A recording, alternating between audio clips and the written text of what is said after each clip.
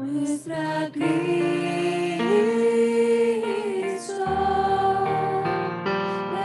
revelanos tu gloria a través de tu verdad, hasta que todos confiesen Cristo es Señor.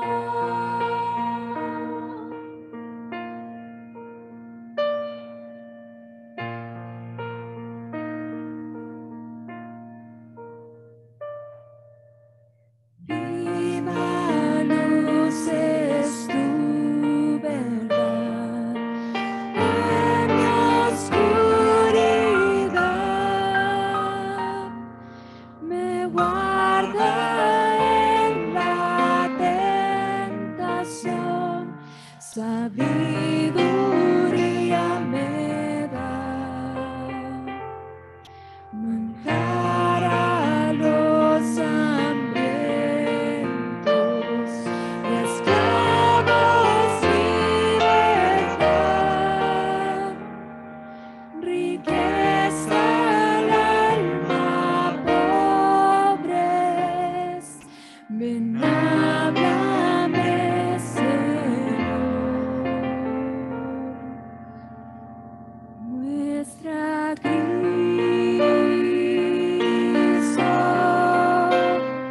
muestra Cristo,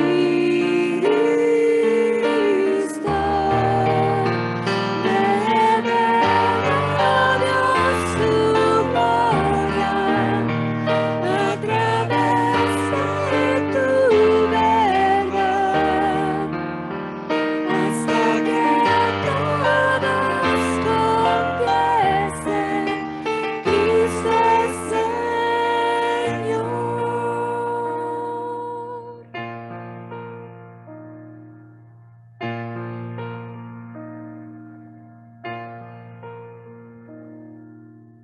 ¿Dónde más iré, Dios? ¿Dónde más iré? Tienes palabras de vida eterna. ¿Dónde más iré, Dios? ¿Dónde más iré? Tienes palabras de vida eterna. ¿Dónde más iré, Dios? ¿Dónde más iré? Tienes palabras de vida eterna. ¿Dónde más iré, Dios? ¿Dónde más iré?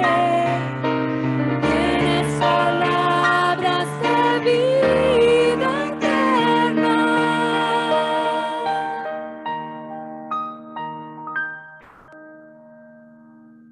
Muestra Cristo,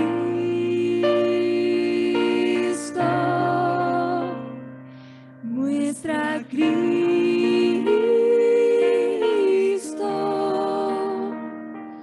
muestra Cristo,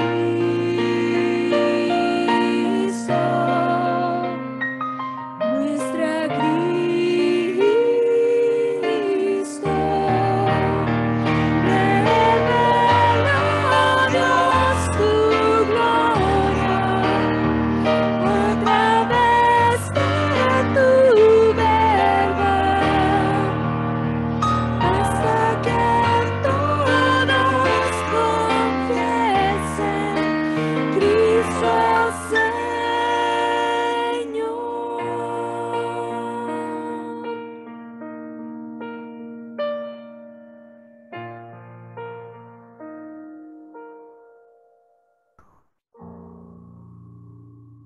¿Qué carta estamos estudiando? ¿Qué carta estamos leyendo?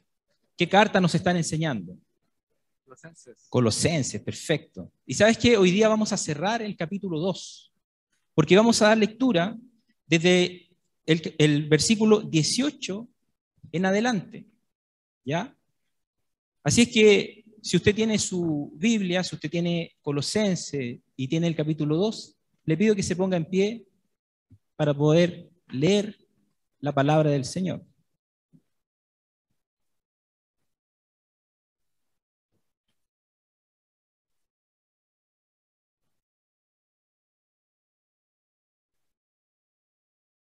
Bien, dice así: nadie os defraude de vuestro premio deleitándose en la humillación de sí mismo y en la adoración de los ángeles, basándose en las visiones que ha visto, hinchado sin causa por su mente carnal, pero no haciéndose a la cabeza de la cual todo el cuerpo, nutrido y unido por las coyunturas y ligamentos, crece con un crecimiento que es de Dios. Si habéis muertos con Cristo a los principios elementales del mundo, ¿por qué, como si aún vivierais en el mundo, os sometéis a preceptos tales como no manipules, no gustes, no toques, todos los cuales se refieren a cosas destinadas a perecer con el uso, según los preceptos y enseñanza de los hombres? Tales cosas tienen a la verdad la apariencia de sabiduría en una religión humana, en la humillación de sí mismo y en el trato severo del cuerpo, pero carecen de valor alguno contra los apetitos de la carne. Y ahí finalizamos, tome asiento nomás, y ahí finalizamos el capítulo número 2.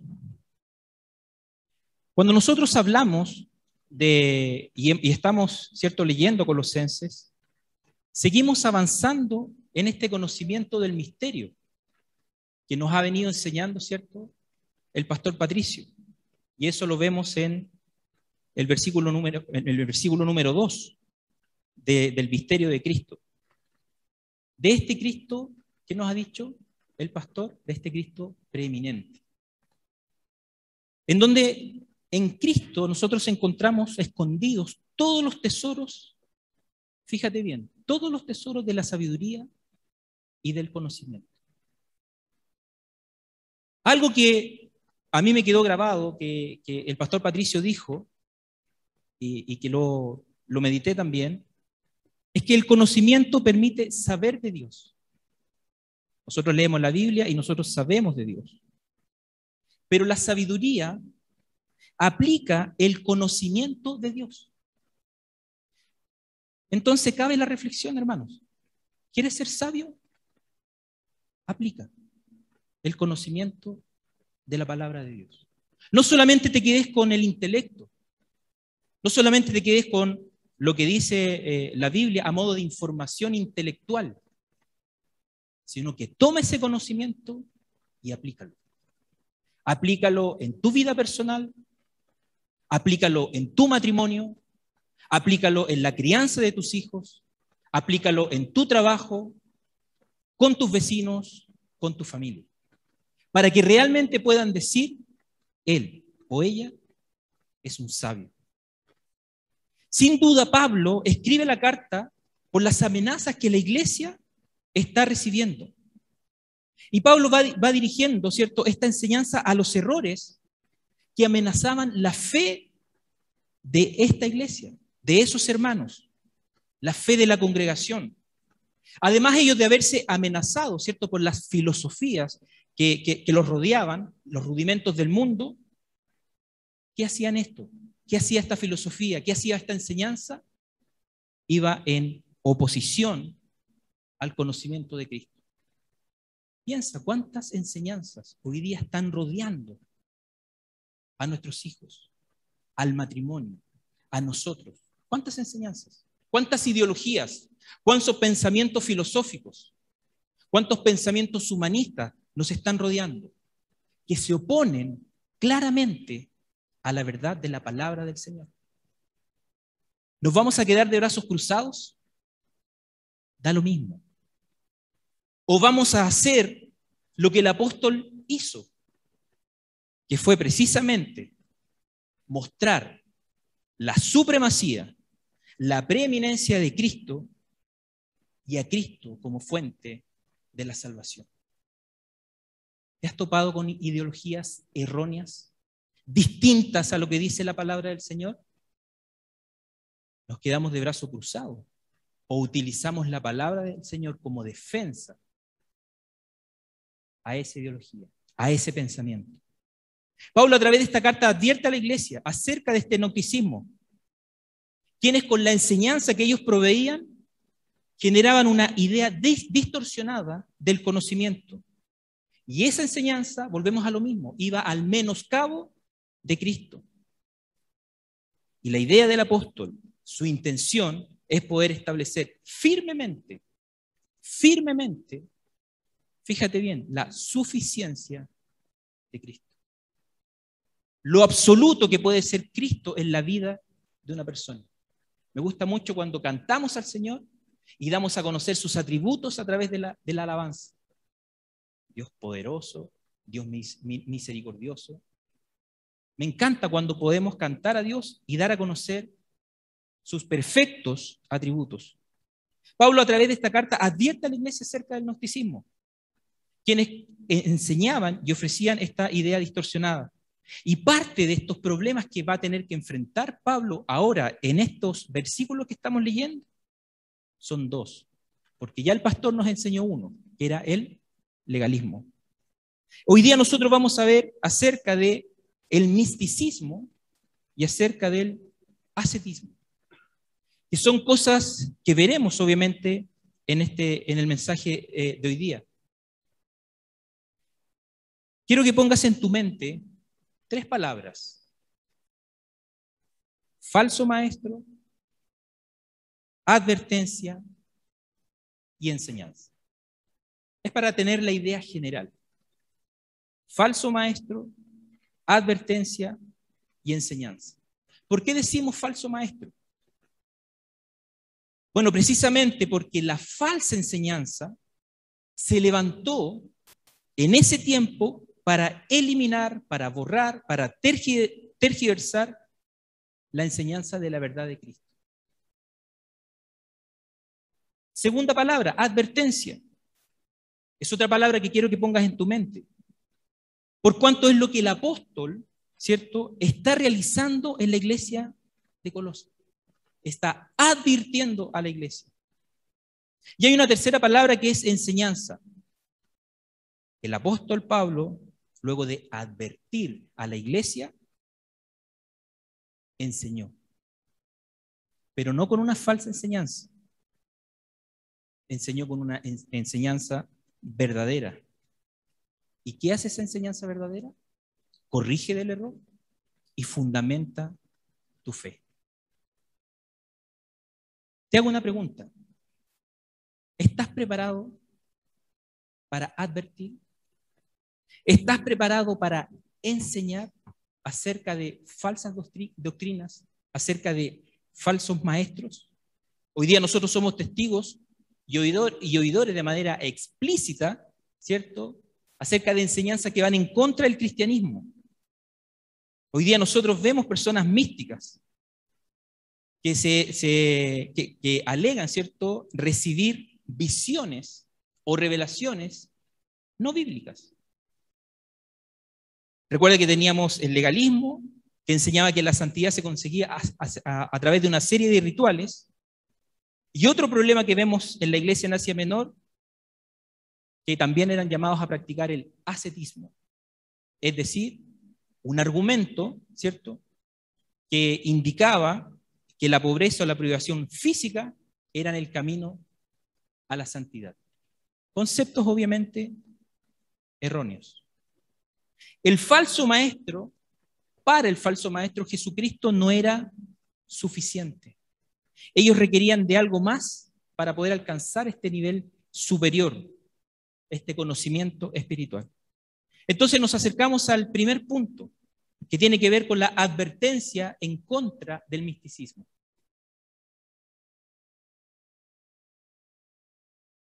Y esto lo vamos a ver en el versículo 18 y 19. Dice: nadie os defraude de vuestro premio deleitándose en la humillación de sí mismo y en la adoración de los ángeles, basándose en las visiones que ha visto, hinchado sin causa por su mente carnal, pero no haciéndose a la cabeza de la cual todo el cuerpo nutrido y unido por las coyunturas y ligamentos crece con un crecimiento que es de Dios. Pablo tenía que responder a un problema. A la iglesia se había introducido una herejía que exaltaba, ¿cierto?, a los ángeles por encima de Cristo. El misticismo es la creencia o la búsqueda de experiencias espirituales, ¿cierto?, a través de sensaciones internas. No sé si te ha tocado vivir situaciones místicas, enseñanzas místicas. Y esta persona decía tener una experiencia, ¿cierto?, inmediata en este mundo espiritual. Pero era una experiencia separada, independiente a la guía del Espíritu Santo. Y para ver estas características del misticismo, lo vamos a ver en un par de puntos que vamos a ir desglosando en el texto. Letra A, y ahí me va a ir ayudando también el PowerPoint para que puedan tener clara la idea. Son 5 características. Letra A. Estos hombres era quien juzgaba a quien no siguiera sus reglas. Pablo escribe y dice, nadie os defraude. Fíjate bien, nadie es una expresión de prohibición absoluta. La palabra defraude lleva por significado declarar indigno de un premio. Se usaba en un término, ¿cierto?, en el atletismo, donde el árbitro descalificaba a este atleta por no obedecer las reglas. Pablo está utilizando este concepto por lo que está ocurriendo en la iglesia. Advierte en este caso de los falsos maestros, ¿cierto?, a no robar ni arrebatar el premio, el galardón que Dios les había dado, que Dios le da, le entrega, le ofrece a los creyentes. Estos falsos maestros se sentían con la capacidad de descalificar a un creyente, porque ese creyente no seguía sus reglas. ¿Qué hacen los falsos maestros? Alardeaban de tener una unión mística con Dios, pero no era nada más ni nada menos que un engaño a la que la iglesia se veía expuesta, hacia los creyentes que se veían, ¿cierto?, expuestos a estas falsas doctrinas. Al poner estas doctrinas, ¿qué es lo que hacían los creyentes? Dejaban de servir al Señor y se ocupaban, ¿cierto?, de prácticas místicas. Pablo exhorta a los colosenses a no permitir esto, que estos falsos maestros vengan a defraudar, es decir, que los hagan sentir indignos del premio que el Señor les había otorgado. Estos falsos maestros pretendían actuar como árbitros espirituales y se sentían, ¿cierto?, con el derecho de reprobar a los colosenses por no guiarse bajo sus normas. Hay que entender una cosa, hermanos. El falso maestro no es el juez divino, supremo y justo, sino que simplemente una persona que se atrevía a juzgar a los creyentes. Pero este juzgamiento es básicamente desde un plano humano y terrenal. El viernes pasado tuvimos de visita a un matrimonio en nuestra casa, José y su esposa, y contábamos cómo llegamos a Cristo, cómo llegamos al Señor, y comenzamos a contar experiencias que nos habían tocado. Y fíjate que me tocó vivir en la iglesia discriminación de falsos maestros. Personas que estaban más preocupadas en la parte exterior que en la parte interior. Personas que estaban más preocupadas en cumplir con las reglas impuestas en la iglesia que mostrarme el pecado de mi vida. Si yo lograba responder a sus reglas, era extremadamente bienvenido. Pero si no cumplía con sus reglas, era mal visto. No era, en ese tiempo yo estaba recién conociendo al Señor. Entonces pasa que si nos sometemos a la palabra del Señor, la palabra es la que nos va transformando, ¿cierto? Desde nuestro interior hacia afuera. Pero el falso maestro necesita solamente mirar lo exterior. En los juegos romanos, y ahí viene este pensamiento de Pablo, el juez en la competición daba como válido o anulaba la victoria conseguida por este participante. En este caso, tiene que ver con el juez injusto que descalifica al que estaba corriendo bien esta carrera. Vamos a un segundo punto. Una segunda característica del misticismo es que eran personas soberbias y paganos. Dice, no le permitas que os descalifique, deleitándose en la humillación de sí mismo. Esta descalificación que el falso maestro pretendía surge de una pseudo humildad de la cual ellos se jactaban. Esta muestra de humildad no era más que una soberbia encubierta en su rostro. Eran personas que aparentaban cierta humildad y encontraban placer al presentarse como personas humildes. Y no era más que un orgullo detestable. Por un lado, el texto nos dice, nadie os defraude de vuestro premio deleitándose en la humillación de sí mismo, y por otro lado, en la adoración de los ángeles. ¿Cuál es la relación entre humildad y el culto a los ángeles? Pablo no da la respuesta, pero lo que sí hace es que el apóstol destaca esta falsa humildad. Fíjate bien, yo te dije una palabra. Pablo está advirtiendo a la iglesia, porque se está dando cuenta de los errores que hay. Y lo que Pablo hace precisamente, advierte en contra de este misticismo, porque esta enseñanza va contra la voluntad de Dios. Este culto que ellos rendían está separado de la enseñanza de Cristo, este culto dedicado a los ángeles. Algunos paganos solían visitar ciertos templos de los dioses y ponían a los ángeles como intermediarios entre Dios y los hombres. La falsa humildad les hacía pensar que no eran dignos de adorar directamente a Dios. Pero Cristo no dice eso. Es manifiesto que la Biblia obviamente prohíbe, ¿cierto?, esta adoración a los ángeles. Hay una visión, en la visión, en el mismo Señor Jesucristo dice, respondiendo a Satanás, le dice, vete Satanás, porque escrito está, al Señor tu Dios adorarás y solo a Él servirás. Juan relata en el Apocalipsis, dice, entonces caí a sus pies para adorarle. Y el ángel, mira lo que dice, y me dijo, no hagas eso, yo soy consiervo tuyo y tus hermanos, y de tus hermanos que poseen el testimonio de Jesús. Y el ángel le dice, adora a Dios. Son los mismos ángeles que son seres creados por Dios, quienes adoran a su Creador. En la visión de Isaías, los ángeles adoran a Dios. Isaías capítulo 6, versículo del 1 al 4. Por encima de él había serafines. Cada uno tenía 6 alas, con 2 cubrían sus rostros, con 2 cubrían sus pies, y con 2 volaban. Y el uno al otro daba voces diciendo, Santo, Santo, Santo, es el Señor de los ejércitos, llena está toda la tierra de su gloria. Pablo le dice a Timoteo, con respecto a este acercamiento de Dios, con respecto a este acercamiento al Padre, porque hay un solo Dios y también un solo mediador entre Dios y los hombres, Cristo. El misticismo ponía a los ángeles por sobre el Señor. Y estos falsos maestros se presentaban como a quienes tenían visiones.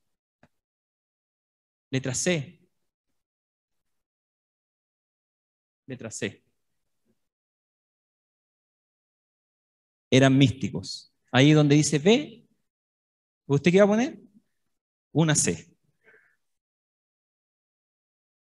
Eran místicos, basándose en las visiones que habían visto. Pero ¿qué es lo que significa este texto? Que estos falsos maestros se acercaban a los creyentes, se acercaban a la iglesia y afirmaban, fíjate bien, afirmaban tener visiones. Y estas visiones que ellos afirmaban tener eran la base, el fundamento de su falsa enseñanza. Ningún creyente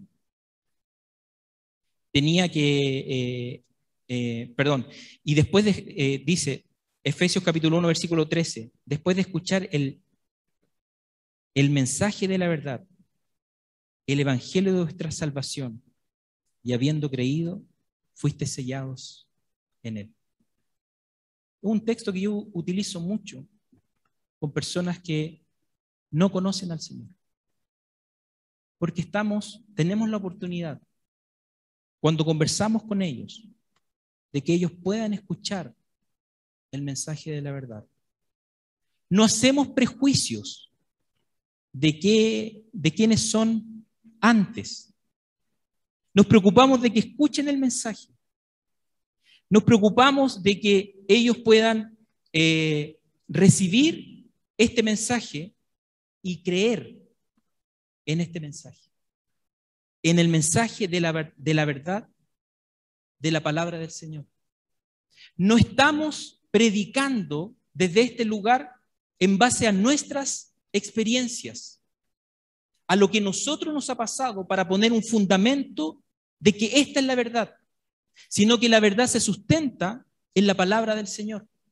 Por eso es que es importante que nosotros podamos llevar el mensaje de la verdad para que el Espíritu Santo haga una obra en el corazón de esa persona y esa persona pueda creer en este mensaje. No hay necesidad de revelaciones adicionales a la Biblia. No hay necesidad de que podamos decir, Dios me dijo, escuché, sino que simplemente nos tomemos y nos sometamos al mensaje de la palabra del Señor. No hay necesidad de visiones. La necesidad que tú y yo tenemos es conocer la palabra del Señor. Recuerda las palabras, advertencia. Recuerda la palabra, enseñar. Recuerda la palabra, falso maestro. Es lo que está viviendo, ¿cierto, Pablo? Dios, habiendo hablado muchas veces y de muchas maneras en otro tiempo a los padres por los profetas, en estos postreros días nos ha hablado por el Hijo. Hebreos capítulo 1, versículo 1 y 2. De estas manifestaciones de humildad que se jactaba, ¿cierto?, el gnóstico, del conocimiento que decían tener del culto a los ángeles, de todas esas acciones o comportamientos que ellos tenían, que por cierto no eran guiados por Dios, los conducía a la arrogancia. Este personaje o este individuo pretende haber visto algo y se jactaba de esa experiencia, entre comillas obviamente espiritual, y hacía de esto un asunto grandioso al relatar estas visiones y tenía por supuesto una grandeza, este aire cierto de grandeza que se presentaba en este falso maestro y decía que había penetrado estos misterios revelados divinamente. ¿Y qué traía consigo eso? Una vanagloria, porque se consideraban como algo superior al resto. Y es así como estos falsos maestros, ¿cierto?, enseñaban y afirmaban una supuesta espiritualidad, pero basándose en ¿qué? ¿Qué es lo que nos dice el texto? Basándose en las visiones que han visto. Fíjate lo opuesto. Pensemos en lo contrario. La autoridad del apóstol se sujetaba fundamentalmente en Cristo. Es decir, que la palabra de Cristo hacía una gran diferencia, una diferencia no menor y extremadamente importante. Entonces, vemos que las características, ¿cierto?, de esta gente es que se creían con la capacidad de juzgar a otros. Es que eran personas soberbios y paganos. Tenían, ¿cierto?, un pensamiento místico. Pero además, dice la Escritura, eran de mente carnal, hinchados sin causa por su mente carnal. En esta parte del texto podemos entender como envanecidos, es decir, sin causa. Ellos hinchaban y no había una causa por el cual pudiera jactarse, ¿cierto?, de este aire de grandeza. se jactaban acerca de sí mismos. Pablo, ¿qué es lo que hace? Desenmascara a este falso maestro que pretendía deleitarse en esta humildad y al final, ¿qué es lo que era? Simplemente orgullo. Alardear de esta espiritualidad es simplemente una manifestación de la carnalidad. Muchos se apoderaban de visiones y revelaciones fuera de la palabra del Señor, separados de la guía del Espíritu Santo. Pero estos individuos simplemente manifestaban una carnalidad inflada en su arrogancia. ¿Qué pensamos nosotros los creyentes? ¿Qué hacemos nosotros los creyentes? ¿Cómo actuamos nosotros los creyentes? De una manera muy distinta. Somos guiados por su Espíritu Santo. El creyente busca renovar su mente en Cristo. Que el Señor obre en la vida del creyente para poder alcanzar el carácter de Cristo, es decir, una madurez espiritual. ¿Esa está siendo tu labor diaria? ¿Estás realmente interesado en conocer más de Dios? ¿Tu mente realmente es una mente de Cristo? ¿O nuestra mente es una mente carnal donde simplemente saciamos los deseos de la carne de lunes a domingo? ¿Qué es lo que estamos haciendo hoy día? Advirtiendo. Advirtiendo frente al actuar del creyente. Que verdaderamente, si de algo tenemos que estar hinchados, es que Cristo está en nuestras vidas. Y el Señor está tratando con cada uno de nuestros corazones. Otra característica, y la última, es que eran apartados de Dios. Pero no haciéndose a la cabeza, de la cual todo el cuerpo nutrido y unido por las coyunturas y ligamentos crece con un crecimiento que es de, dígalo usted, que es de Dios. Obviamente este texto a mí me hace pensar. Porque si hemos alcanzado un lugar, es porque Dios ha crecido en nosotros. ¿Y de qué me voy a jactar? ¿De que logré un título, una posición? Si al final es el Señor que ha ido trabajando en nuestras vidas. Si tienes conocimiento bíblico, qué maravilloso. Sé sabio y aplícalo. Si tocas algún instrumento, qué maravilloso. Sé sabio y adora. No porque tengas que tener un instrumento para adorar, pero me refiero, aplica ese talento para la grandeza del Señor. Si administras, maravilloso. Administra también para el Señor. Porque el crecimiento, obviamente, lo da Dios. La figura de esta palabra es que el crecimiento del cuerpo humano, la verdadera nutrición proviene, obviamente, de Cristo. Él es la cabeza, de la cual es la iglesia. La cabeza de la iglesia es Cristo. Varios pasajes del Nuevo Testamento hacen referencia a esto, pero solamente me voy a tomar de uno. Romanos 12, capítulo 5. Así nosotros, que somos muchos, somos un cuerpo en Cristo e individualmente miembros los unos de los otros. Nosotros como iglesia somos parte, ¿cierto? Somos el cuerpo de Cristo. Y como cuerpo de Cristo nosotros estamos asidos a la cabeza. La iglesia no necesita ni debe buscar otra fuente de poder para vencer el pecado, sino que está en Cristo. Él llevó nuestros pecados. O para crecer en conocimiento, virtud y gozo. Cristo es nuestra cabeza y a Él nosotros estamos asidos y en Él nosotros estamos arraigados. ¿Es Cristo realmente, hermano? ¿Es Cristo tu fundamento? ¿Realmente es el Señor donde tú basas tu vida completa? ¿Todas las áreas de tu vida? El cuerpo humano está debidamente sostenido y unido por las coyunturas y los ligamentos. y a raíz de esto experimenta obviamente un crecimiento normal. Así también la iglesia. Cada uno de sus miembros soporta y mantiene un estrecho contacto con el otro, pero seguirá bajo el cuidado, ¿cierto?, alentador de nuestro Dios. Y vamos a crecer de gracia en gracia y de gloria en gloria. Vamos a ver el crecimiento como cuerpo de Cristo. Dice Efesios capítulo 4, versículo 16, de quien todo el cuerpo está bien ajustado y unido por la cohesión que las coyunturas proveen. Conforme al funcionamiento adecuado de cada miembro, produce el crecimiento del cuerpo para su propia edificación en amor. El falso maestro no está asido a Cristo. Él está separado de Cristo. Se apoya en lo que él ha vivido, se apoya en sus experiencias, se apoya en lo que ha visto, pero se desliga del Señor y pretende que esa enseñanza y su palabra sea más elevada que la palabra de Cristo. No reconoce la plenitud de Cristo, no reconoce a Cristo preeminente, como hemos estado aprendiendo. Esta advertencia es la que hace Pablo a la iglesia acerca de los gnósticos.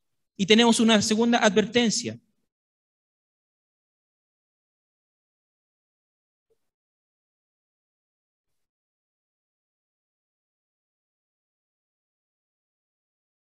Segunda advertencia, por favor. Ahí está. Segunda advertencia es contra el ascetismo. Ahí lo vemos entre los versículos 20 y 23. ¿Qué pasa con la iglesia? La iglesia estaba amenazada.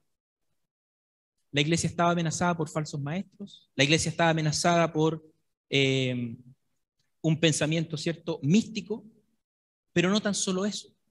La iglesia hoy día está amenazada, a la cual estaba escribiendo Pablo, ¿cierto?, acerca del ascetismo. ¿Y qué es lo que es el ascetismo? Es renunciar, es una actitud y un modo de vida cuyo fin es la perfección moral y espiritual del ser humano. ¿Pero a través de qué? A través de renuncias, de placeres y de practicar una vida austera.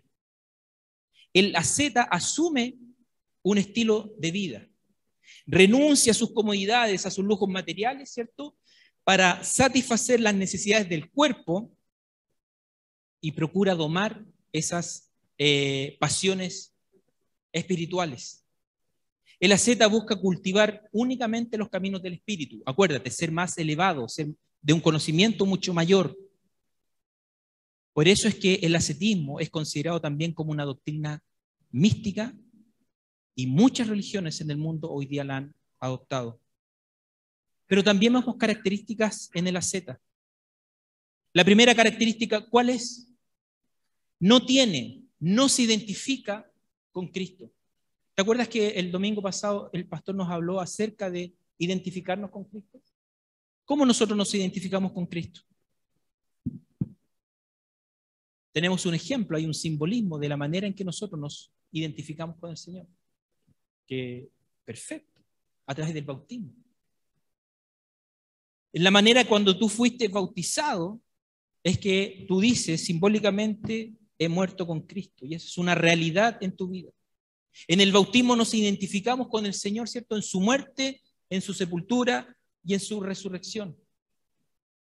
Entonces, desde el momento en que nosotros somos creyentes, yo me identifico como un cristiano, como un seguidor de Cristo. El falso maestro no. Porque no basa su enseñanza en Cristo. No se identifica con Cristo.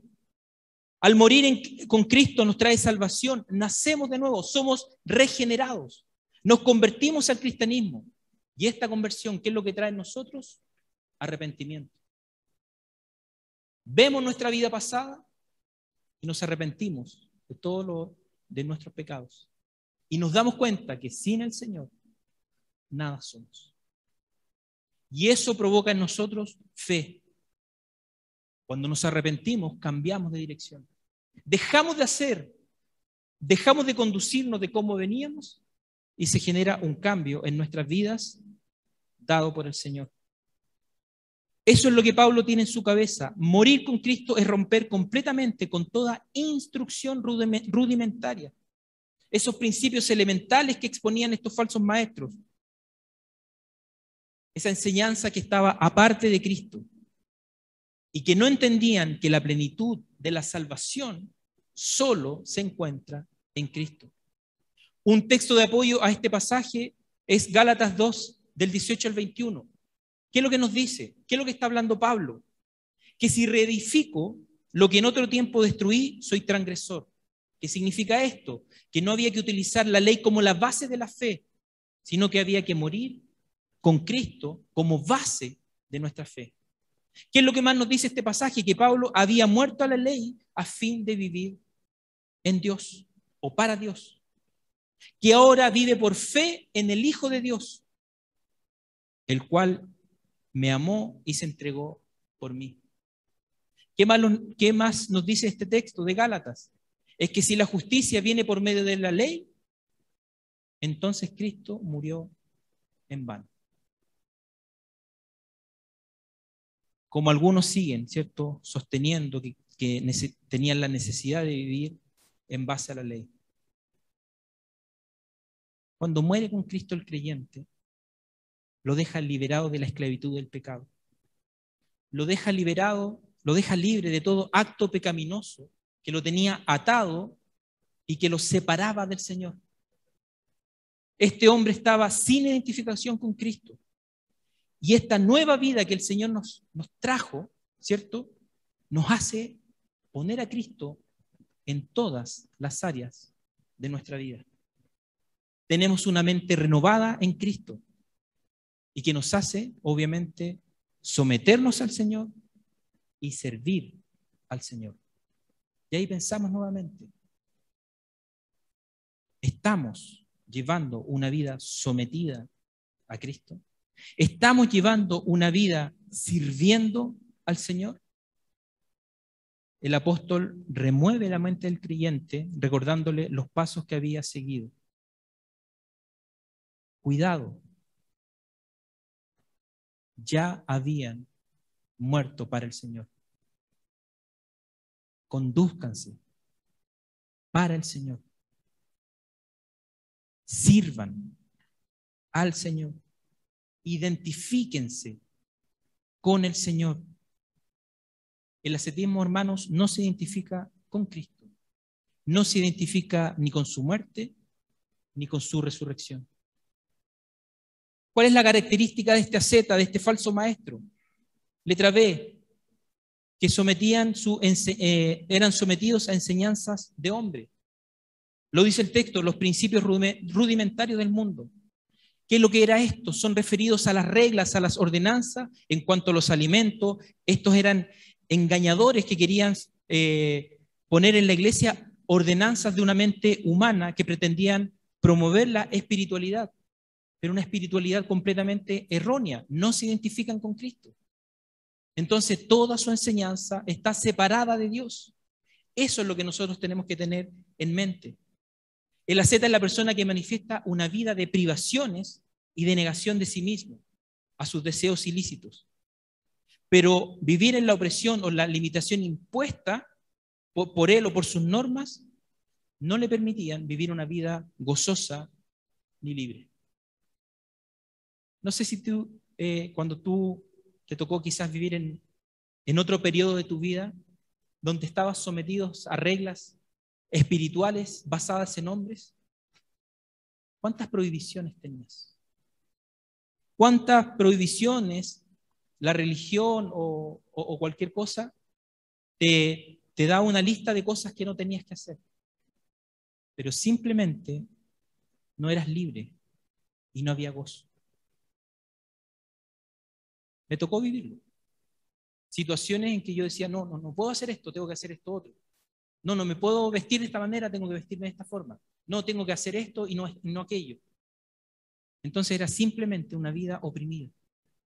Cuando logré entender el texto bíblico, cuando logré entender la verdad en Cristo, fue como, gracias Señor. Fue como un alivio, fue como un reposo, fue como un descanso. Y realmente en Cristo, somos libres. En la Z no se identifican, en esta nueva vida los cristianos de Colosa habían muerto los rudimentos del mundo, pero estas corrientes filosóficas persistían en la vida de ellos. Y los cristianos se veían tentados a tener que cumplir con estos reglamentos. Por eso es que Pablo advierte, por eso es que Pablo enseña acerca de estos falsos maestros. La idea de la Z es que el cuerpo es malo y que lo bueno del hombre es la parte espiritual. Los colosenses estaban en peligro de dejar, dejar la libertad espiritual que habían alcanzado en Cristo. Y simplemente se seguían sujetando a estas torpes e irrelevantes prohibiciones que el hombre les ponía, ¿cierto? Y los sometía. La obra del Espíritu Santo hace en la vida del creyente es que lo aparta del pecado y comenzamos a vivir una vida en Cristo, sometidos al Señor. Y esto es lo que trae crecimiento. No manipules, no toques, todos los cuales se refiere el texto a cosas destinadas a perecer con el uso, según los preceptos y enseñanzas de hombre. Fija el contraste. Dijimos delante en el versículo, el crecimiento, ¿quién lo da? Dios. ¿Y qué es lo que está haciendo esta filosofía, el gnóstico? Está entregando simplemente enseñanzas de hombre que no van a tener crecimiento, porque se van a encontrar con la verdad de Dios y va a quedar desechado. ¿Cuántas cosas nosotros también hemos cambiado porque hemos entendido la verdad de Cristo en nuestras vidas? Antes teníamos un actuar y persistíamos en ese actuar y seguíamos en ese actuar hasta que logramos entender que eso era una enseñanza de hombres. Y nos equivocamos al ver la luz de su palabra. Y te quiero llevar a este concepto, hermanos. ¿Cuántas actividades o acciones, más bien dicho, estás realizando hoy día que no son enseñanzas de Cristo? ¿En cuántas cosas estás persistiendo que alguien te dijo que tenías que hacer, pero no están bajo la luz de Cristo? Esas son las cosas que uno comienza a renunciar. Esas son las cosas que uno comienza a cambiar. ¿Por qué? Porque es una enseñanza que no trae consigo el crecimiento de Dios. Los tres verbos que presenta Pablo son no manipules, no gustes, no toques. Hacen referencia precisamente a restricciones impuestas por los hombres. Pero la identificación con Cristo, con su muerte y su resurrección, hacen de nosotros una vida cambiada, regenerada. Este cambio que nosotros tenemos en el Señor son cambios que vienen de adentro hacia afuera. El carácter riguroso de la Z lo encontramos también en los esenios. Los esenios eran una secta de judíos que practicaban reglas estrictas de conductas. Tenían sus propósitos de ritos de purificación, guardaban estrictamente el día de reposo, las comidas se hacían en total silencio, todo estaba sujeto a las órdenes de un superior. La limitación que nosotros como creyentes debemos tener, y fíjate bien en esto, es todo aquello que ofende al Señor. Tu limitación y mi limitación es el pecado. Hasta ahí nomás tenemos que llegar. Porque si pasamos esa línea, pecamos, ofendemos a Dios, rompemos, ¿cierto?, nuestra comunión con el Señor. Letra C, trato severo del cuerpo.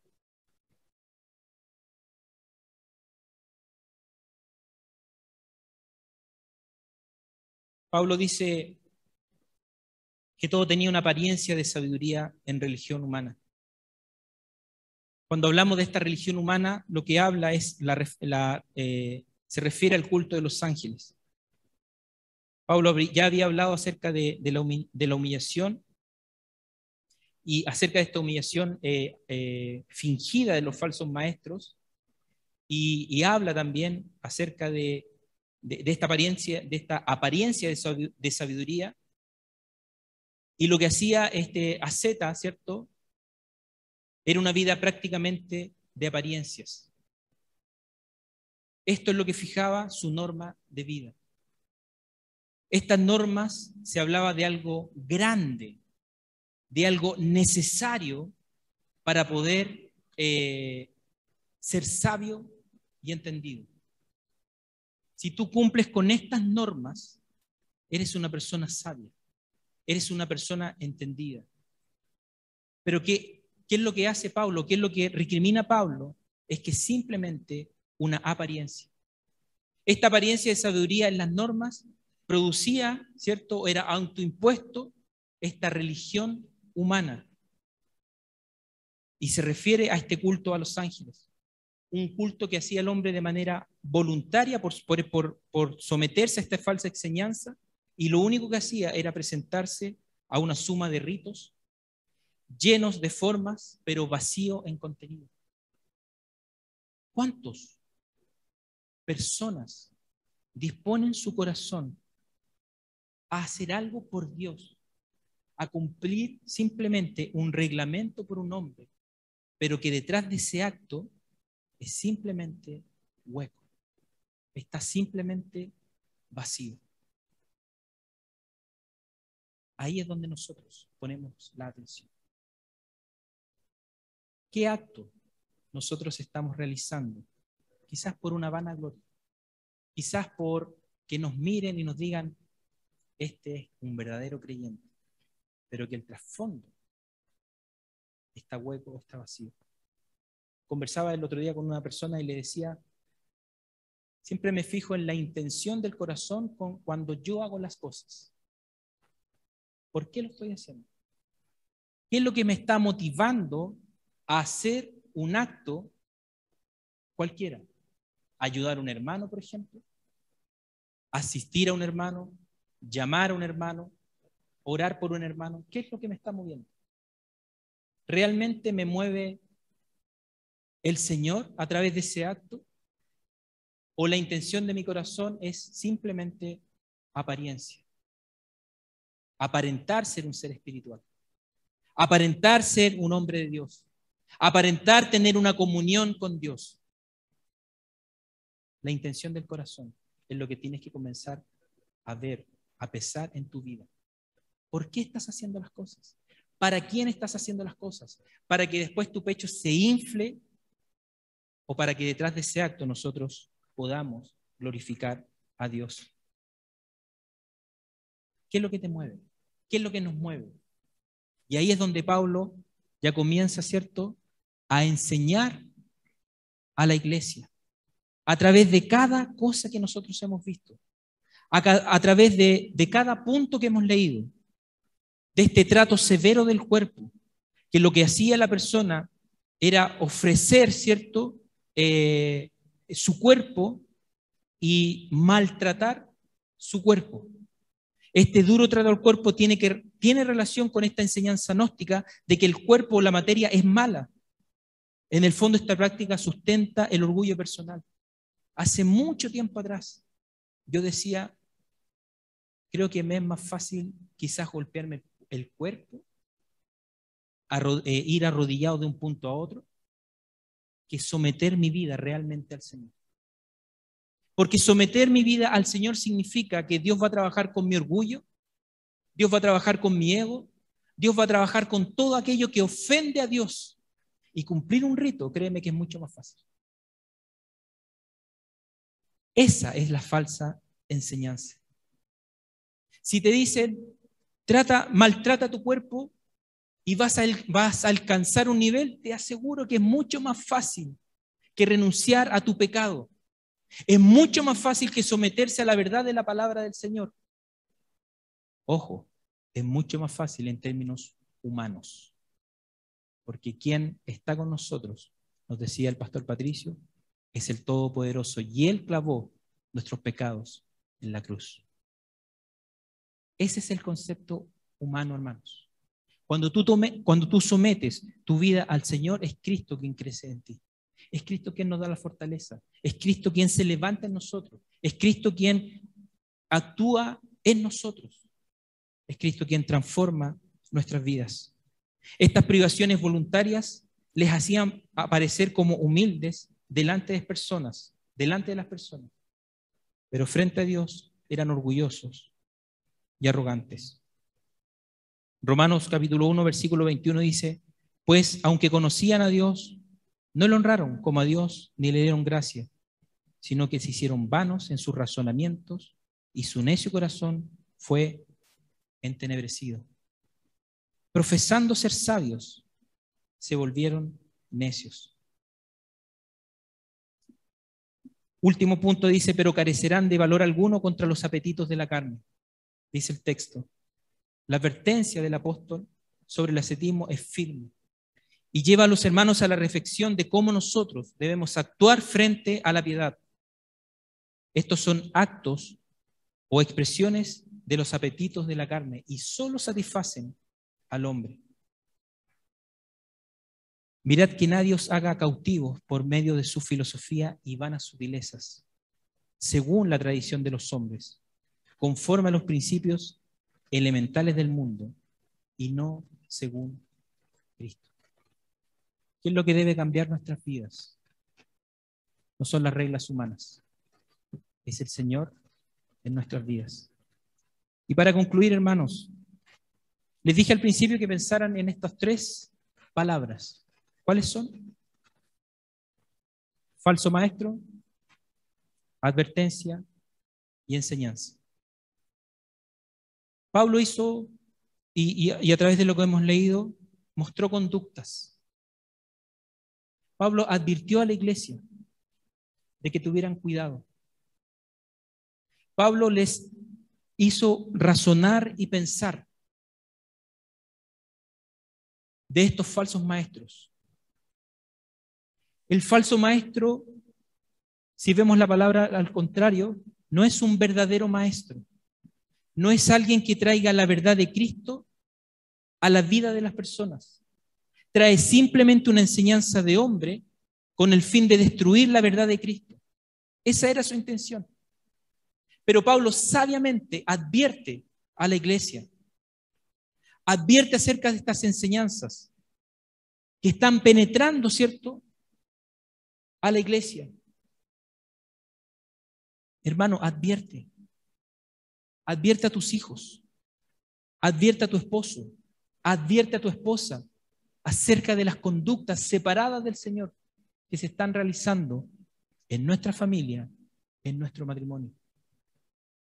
Advierte a través de la palabra de Dios, a través del consejo bíblico. Cuando recibas un consejo de tus líderes espirituales, de tus pastores, de los líderes, hermano, toma el consejo.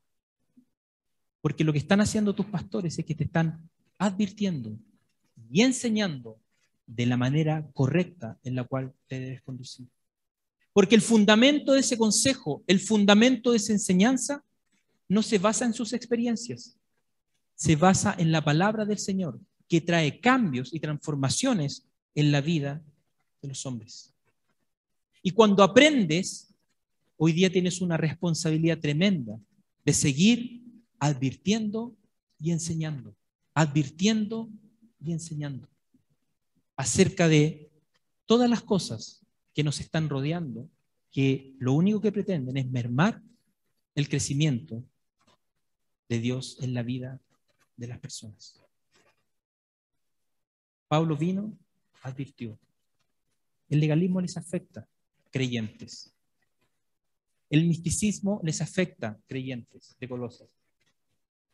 El ascetismo les afecta, creyentes de Colosas. Y enseñó a contrarrestar esa conducta. Esa es nuestra misión.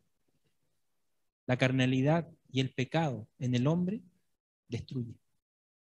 Somos llamados a traer, a poder llevar el evangelio y que esas vidas sean transformadas, no por ti o por mí, sino que simplemente por la palabra del Señor. La preeminencia de Cristo, la plenitud del conocimiento y sabiduría se encuentra solamente en el Señor. Y de ahí es la necesidad de permanecer en Cristo. Y ahí encontramos la satisfacción plena espiritual en nosotros. ¿Es Cristo preeminente en tu vida? ¿Estás haciendo uso del poder del Espíritu o estás dependiendo de algún sustituto religioso inventado por el hombre? Eso es lo que nos hace pensar el apóstol Pablo. Advierte y enseña. Oramos al Señor. Te damos gracias por este momento que hemos tenido de poder aprender de tu palabra. Te ruego, Padre Celestial, que esta palabra traiga consigo un crecimiento en la vida de mis hermanos, traiga un crecimiento espiritual en cada uno de nosotros y también nos haga pensar, nos haga advertir y enseñar también a otros. Y también te rogamos que no seamos soberbios, Señor.